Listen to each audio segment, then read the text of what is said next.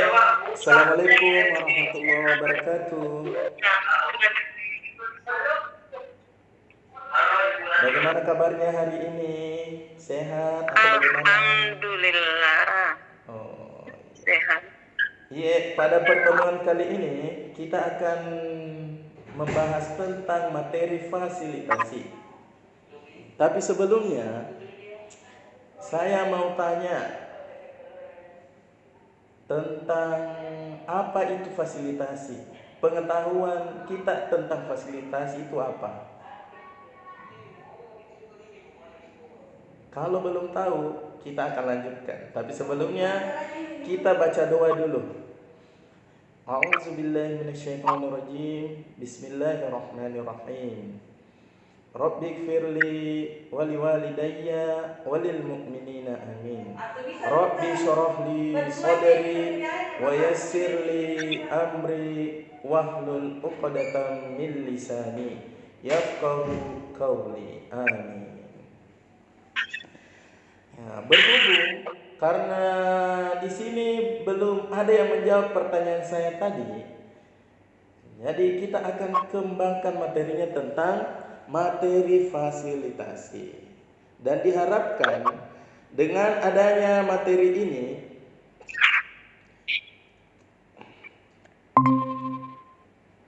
kita akan mengetahui tentang apa itu fasilitasi.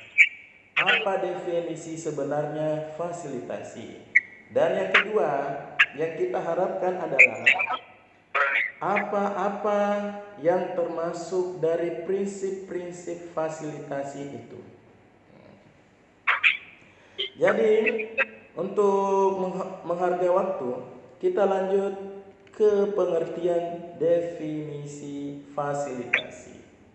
Fasilitasi itu sebenarnya berasal dari kata fasile yang artinya mudah dilakukan, sehingga dapat dikatakan bahwa fasilitasi itu adalah suatu seni dan ilmu untuk membuat suatu proses menjadi lebih mudah. Dan kalau fasilitasi dalam sebuah pelatihan itu biasa disebut fasilitator, orang yang memberi materi atau orang yang memfasilitasi. Apa fungsinya? Fungsinya itu untuk mempermudah orang mendapatkan ilmu dengan cara dan prinsip yang dipercaya oleh pembelajaran orang dewasa. Sampai di sini sudah mengerti, Bu, apa dibilang fasilitasi?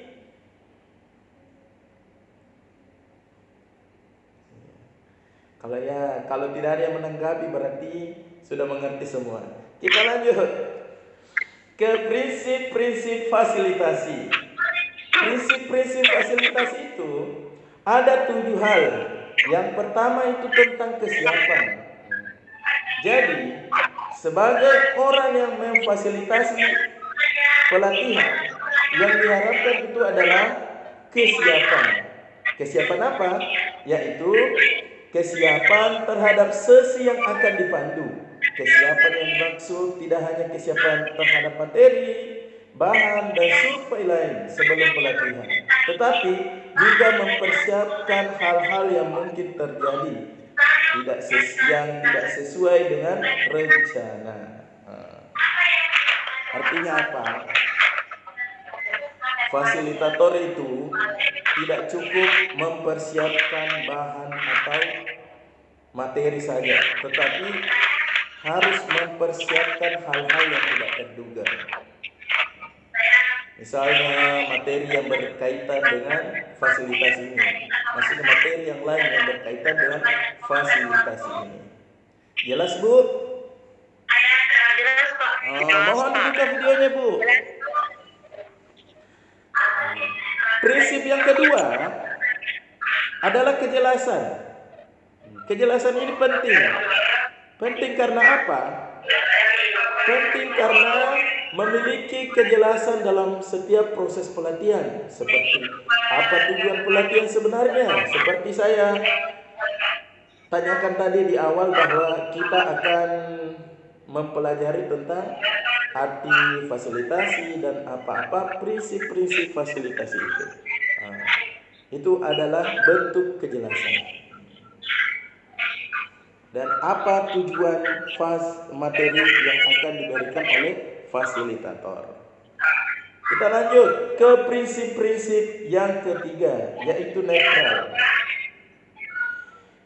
Sebagai fasilitator, kenetralan itu penting, apalagi di pembelajaran orang dewasa. Karena sifat orang dewasa itu mau dihargai. Jadi semua ide dari peserta, mau benar atau tidak, harus dihargai, harus ditampung baik-baik. Yang keempat, prinsip yang keempat, yaitu pengelolaan pengetahuan. Karena fasilitasi sebenarnya itu adalah proses pengelolaan pengetahuan, di mana setiap orang yang terlibat dalam kegiatan pelatihan seperti sekarang ini atau lokakarya memiliki pengetahuan, pengalaman, dan budaya yang bisa dibagikan kepada yang lain. Artinya apa?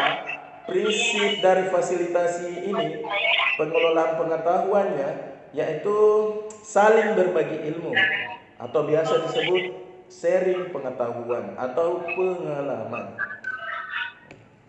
Kita lanjut ke prinsip-prinsip fasilitasi selanjutnya, yaitu fasilitator harus memiliki strategi yang melimpah. Artinya apa? Fasilitator itu harus mempunyai teknik-teknik dalam pelatihan yang banyak. Supaya apa? Supaya mudah dalam memandu sebuah pelatihan. Harus ada tadi ice breakingnya, pembukaannya ya yang tidak berat-berat, dan pembawaan bahasanya tidak ilmiah sekali, maksudnya mudah dimengerti.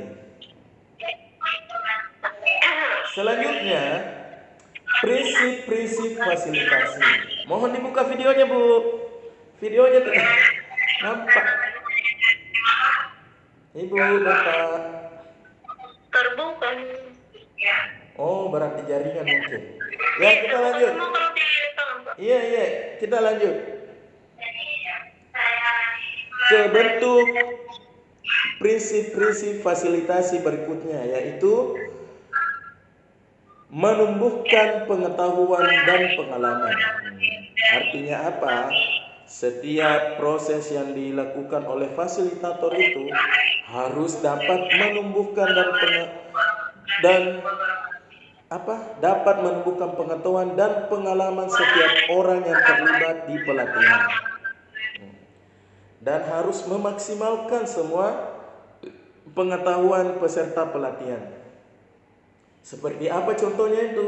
Seperti memberikan tanggapan kepada peserta lain atau memberi saran agar lebih baik dari apa yang dia paparkan tadi. Nah, itulah contohnya, menumbuhkan pengetahuan dan pengalaman setiap orang. Dan prinsip-prinsip terakhir yaitu rule of seven. Artinya apa? Yang dimaksud rule of seven ini adalah maksimal jumlah instruksi. Maksudnya sebagai fasilitator itu harus harus memiliki 7 instruksi, langkah aturan yang disampaikan. Lebih dari 7 sulit bagi peserta untuk dapat mengingatnya.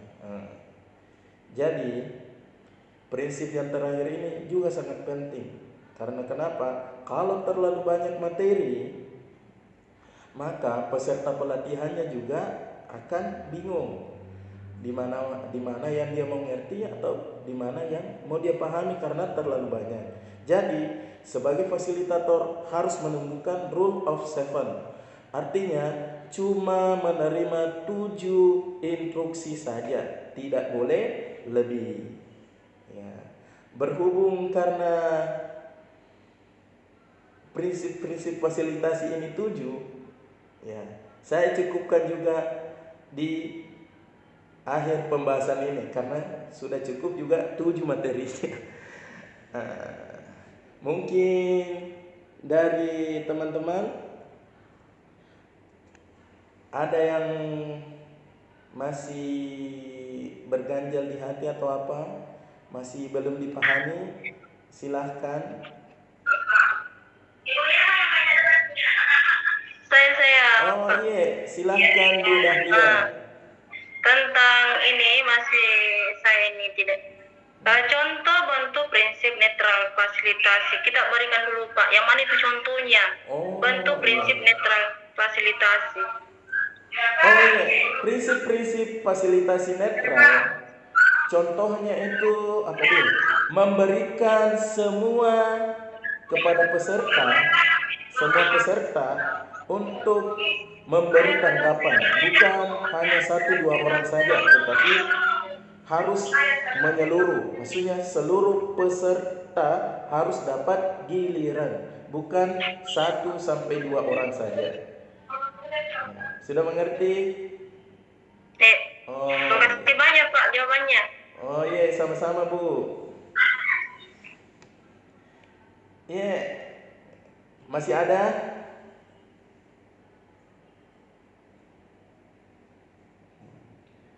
Nah, terakhir sebagai kesimpulan, fasilitator sebenarnya itu memudahkan dalam mendapat ilmu. Jadi, kalau ada pelatihan yang menyusahkan pesertanya, bukan fasilitator namanya, tetapi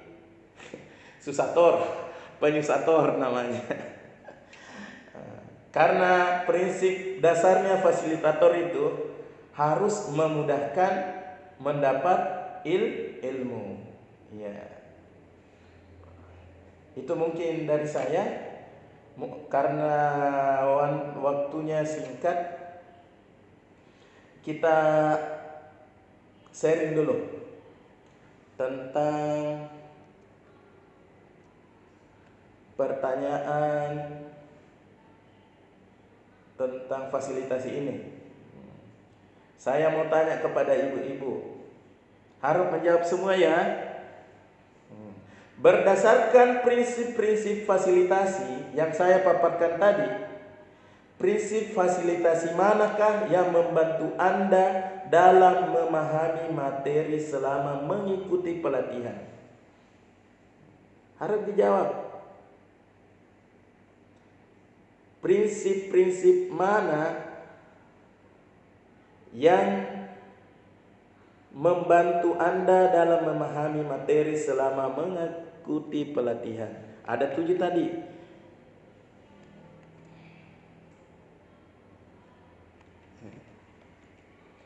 Yang mana paling memudahkan dalam mendapat ilmu di pelatihan? Bu Husna coba jawab satu, yang mana paling Kalau saya memudahkan? Pak, Bu Dahlia. bagian kedua. Oh, bagian kedua. Oh, kejelasan. Memiliki kejelasan di sini dalam setiap proses pelatihan, seperti apa tujuan. Saya tanya lagi Bu Dahlia. Saya tanya Bu Dahlia, apakah materi saya yang berikan tadi sudah jelas atau tidak? Yang mana?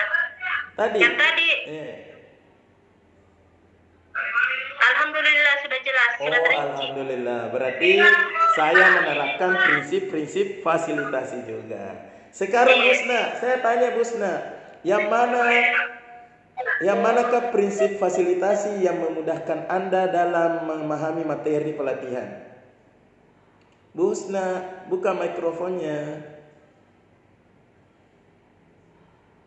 Atau Bu Paradiba? Kalau saya Pak, prinsip yang pertama yaitu kesiapan. Oh, kesiapan. Yang mana contohnya itu Bu?